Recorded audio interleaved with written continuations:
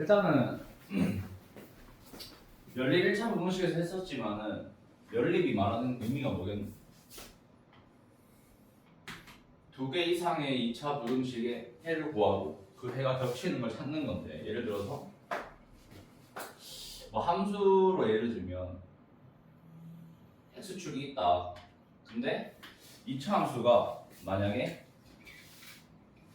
하나는 이런 식으로 있고 그 다음에 또 하나가 이런 식으로 있다. 그 다음에 문제에서 뭐라 했냐면 y는 fx가 했을 때 fx가 음수인 구간과 그 다음에 gx가 0보다 큰 구간을 찾으래. 그리고 여기 있는 점들이 알파, 베타, 여기는 mn으로 치지 않냐, 편의상. 그러면 fx가 0 이하인 경우 언제야 원래? 요거지. 맞나? 근데 gx가 양수인 구간 어디야? 여기야. 이 두 가지가 겹치는 구간이 언제다? m보다 크고 베타 이하다 라고 할 수 있겠나? 맞지? 각각의 해를 구해서 우리가 그 두 개가 겹치는 구간을 찾는 겁니다. 그래서 이거는 연립 1차 부등식이랑 마찬가지로 각각의 해를 구한 다음에 겹치는 걸 찾자야.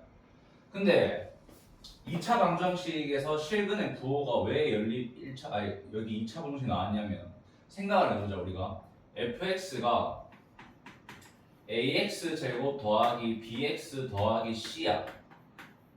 그리고 이거는 0이라 했을 때 이거의 해를 우리가 알파와 베타라고 두면, 자, 만약에 두 가지 케이스, 세 가지 케이스를 볼 건데, 알파와 베타가 양수고 얘가 양수면 우리는 근과 계수의 관계를 이용해서 어떤 걸 쓸 수 있냐면, 자, 판별식은 어때? 0보다 크거나 같아야겠지. 두근이니까. 그 다음에 알파 플러스 베타가 어때야 돼? 0보다 커야겠지. 그리고 곱한 건 어때야 될 것 같아? 이 세 가지 식을 세웠을 때 이 세 가지를 모두 만족해야 두근의 부호가 양수인 거야. 그럼 만약에 두근의 부호가 모두 음수라고 한다면 알파가 음수고 베타가 음수면, 자, 여기서는 판별식은 어때야 되는데? 0보다 커나 같아야겠지. 중분 될 수도 있으니까. 맞지?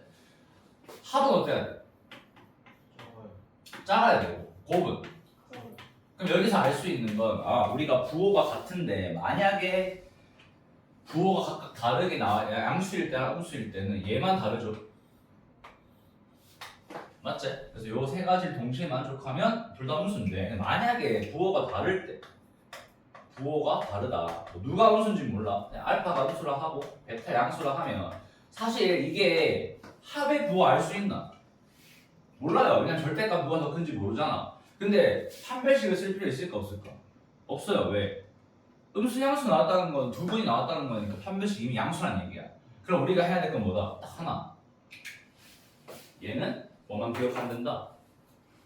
알파랑 베타를 곱하면 뭐다? 무조건 음수가 나온다. 이것만 기억하면 되겠죠. 이 세 가지를 만족하면 된다라는 거. 근데 근의 위치라는 거는 2차 함수 입장에서 함수로 접근을 해보면, 자,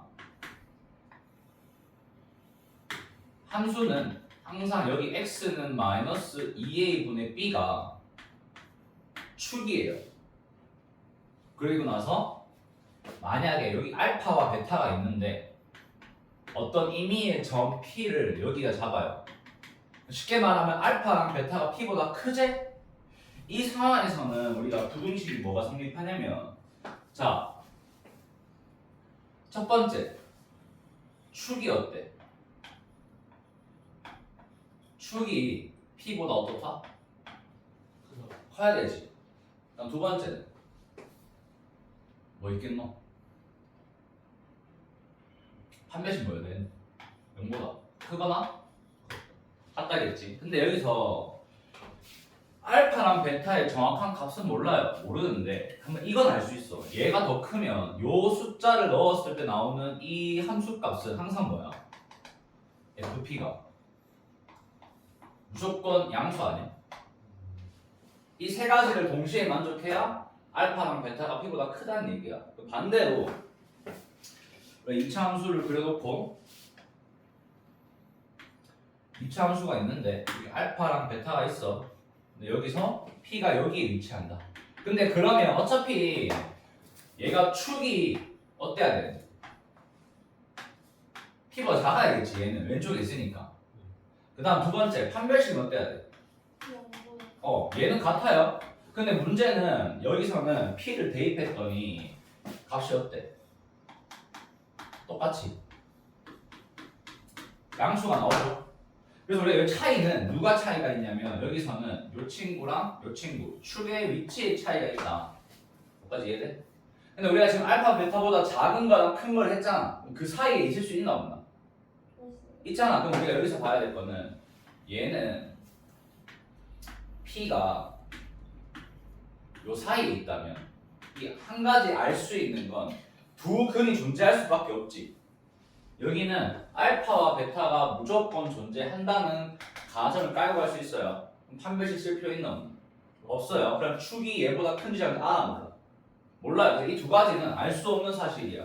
근데 한 가지 팩트는 어디에 넣든 뭔데?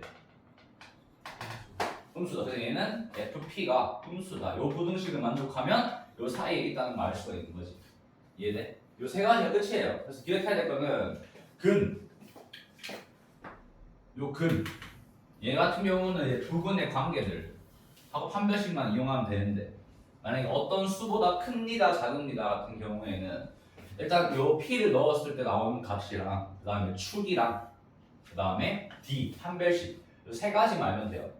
오케이? 그리고 사이에 있는 경우 또는 다른 경우는 딱 하나만 신경 쓰자. 여기까지 이해돼? 요게 우리가 오늘 배울 내용들이다. 그래서 요거를 가지고 필수를 풀어보긴 할 건데 일단은